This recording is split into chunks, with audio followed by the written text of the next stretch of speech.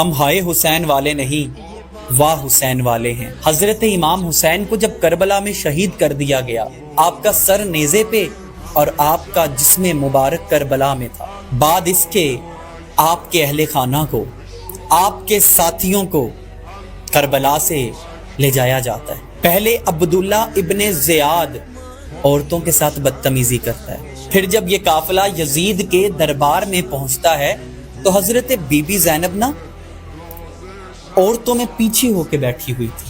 جب یہ لشکر یزید کے دربار میں پہنچا تو یزید نے اپنے درباریوں کو کہا کہ دیکھو اللہ نے مجھے میرے مخالفوں کے اوپر عزت بخشی، اور دیکھو میرے مد مقابل آنے والوں کا کیا حال ہوا۔ تو بی بی زینب اتنے صدمے سہنے کے باوجود، اتنی بڑی چوٹ برداشت کرنے کے باوجود بول اٹھی۔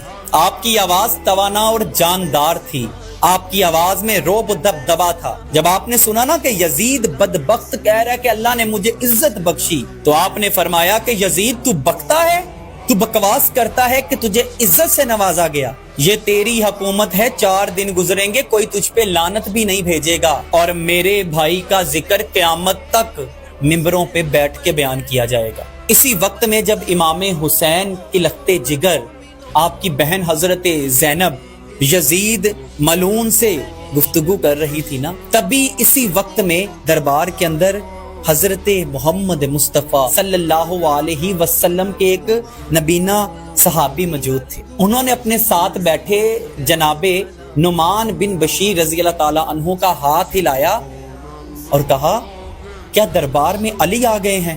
یہ تو حضرت علی کی آواز ہے۔ اور پھر گواہ رہے وہ دربار، وہ منبر، کہ جب بی بی زینب بولتی تھی تو گویا ایسا لگتا تھا کہ حضرت علی گونج رہے ہیں۔ بے شک اس دنیا کے سرداروں کے ساتھ، اصل حقداروں کے ساتھ جو ہوا